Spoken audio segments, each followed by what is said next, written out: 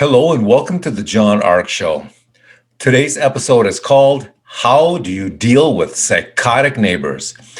Before we begin, I want to encourage you to subscribe to our channel for free. You can also like, comment, and follow us. We're going to have a lot of great celebrity interviews coming up, so make sure to click on the notification bell so you can be notified every time we upload a new episode. I'd also like to tell you about HollywoodIsCalling.com.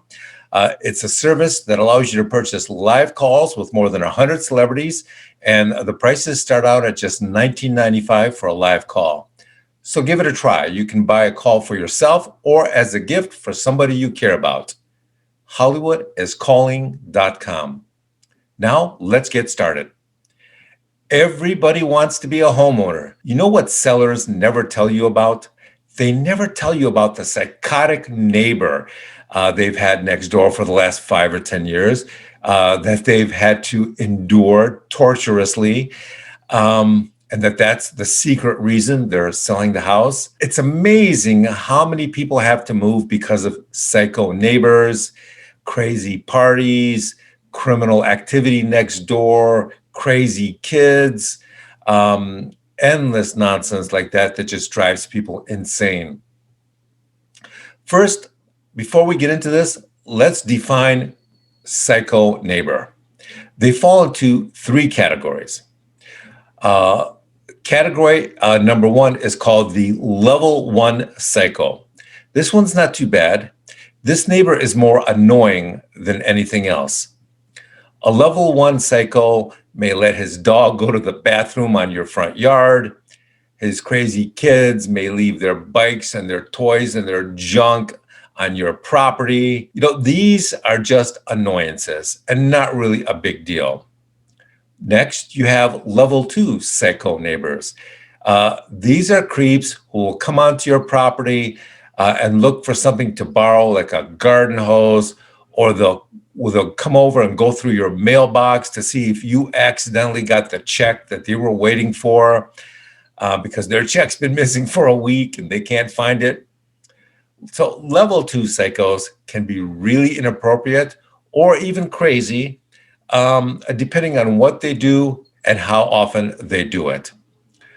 Sometimes they'll play music super loud all night long. Sometimes they and their crazy wives will have screaming and fighting matches all day, several days at a stretch. Sometimes they'll have 100 friends over for a house party, and their psycho friends will park on your lawn, or they'll walk all over your property. They'll drop beer cans and liquor bottles on your front yard, on your backyard. Now, I've heard of one problem where the neighbors used to throw a huge party, and then when people would get drunk, they would lean over the fence and vomit on the other guy's yard. And the other guy would say he used to come home after one of these parties, and the smell in his yard would be so bad he couldn't believe it, and he couldn't figure it out until one day he's coming home during one of his neighbors' parties, and his neighbors didn't see him coming in, and so one of them got so drunk they had to vomit, and they leaned over and vomited into this guy's yard while this guy was standing there watching. And then he realized, now I understand. My yard smells like an open sewer on the weekends. So sometimes, these level 2 psychos, they'll want you to loan them your car, even though you guys have never even met or had a conversation. Sometimes they'll want to ride somewhere. Now, all these are bad signs, but in many cities now, the police department, they won't even respond to a 911 call that's complaining about behavior like this. So that puts you in a little bit of a bind. A lot of police departments have just been ordered by their politicians not to respond to anything they consider events that are not of a life-threatening matter. Or if it is a life-threatening matter, they may be put under pressure not to pursue any of the criminals because they don't want to hurt innocent parties during a police pursuit. Next, we have my favorites. Next, we have the hardcore level 3 psychotic neighbors. These are people who will try and sleep with your wife while you're at work. They'll make sexual comments about your kids, or they'll try and sell them drugs. They and their buddies will try and break into your house when you're away. They'll vandalize your garage door or spray crap on the side of your house or the front porch. They'll let the air out of your tires. They'll throw beer bottles onto your property and just splatter that glass and beer all over your property. These are basically worst case scenario level 3 lunatics. With a level 1 or a level 2 psycho neighbor, you may be able to reason with them, but the problem with a level 3 is, they're not open to reason or logic, and a lot of the times they don't even speak English. So you're not going to have much luck trying to negotiate, a peaceful solution to the problem. These level 3s, they love terrorizing people and robbing them. And if they see any weakness at all or trepidation or reluctance on your part, they'll just increase their behavior tenfold. The first thing you should do is to put security cameras around your house. The security cameras should have night vision and remote viewing and remote alerting that syncs up with your smartphone, so that you can see and record everything that goes on 24/7. The next thing you should do is to secretly tell any neighbors that you have on the street about the situation and ask them to keep a lookout for these whack jobs. The more people that know about what's going on, the better.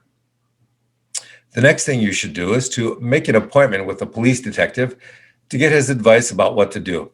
Sometimes it makes sense to file a criminal complaint, and sometimes it doesn't.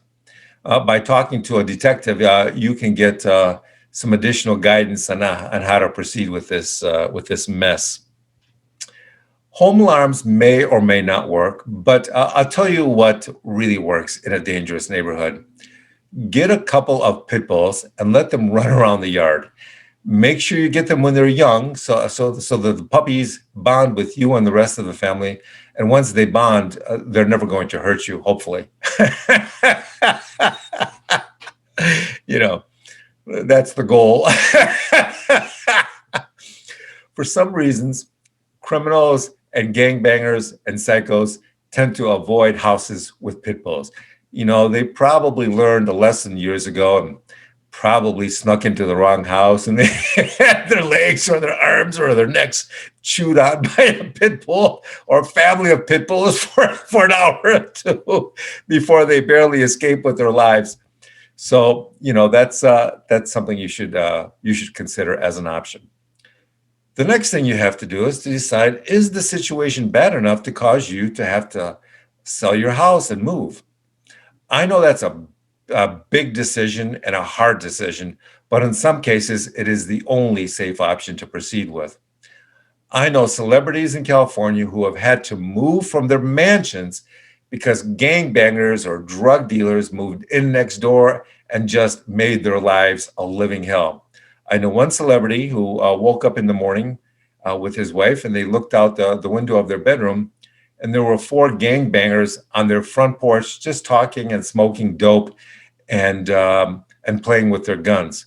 And when the wife approached them and complained, one of them pulled his gun out of his pants and waved it at her.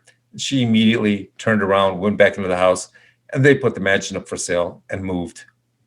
Sometimes the only way to win a battle is to avoid it. If things are bad enough, then you just have to move. What can you do before you buy a house to avoid ending up living next to a psycho? One thing that you can do before you buy the house is to knock on the doors of all the neighbors around this prospective home you're thinking about buying and just talk to them for a few minutes. Ask them some questions. What you're really doing is you're getting a sense for how normal or crazy the neighbors may be. And with a few minutes of conversation, you can usually figure that out. Good luck with whatever you do. Thank you for watching. I want to tell you that we're going to have more great celebrity interviews and more breaking news stories coming up in the future. So we encourage you to subscribe to our free channel and click on the notification bell so you can get notified every time we post a new episode. Thank you, and we shall see you soon. Bye-bye.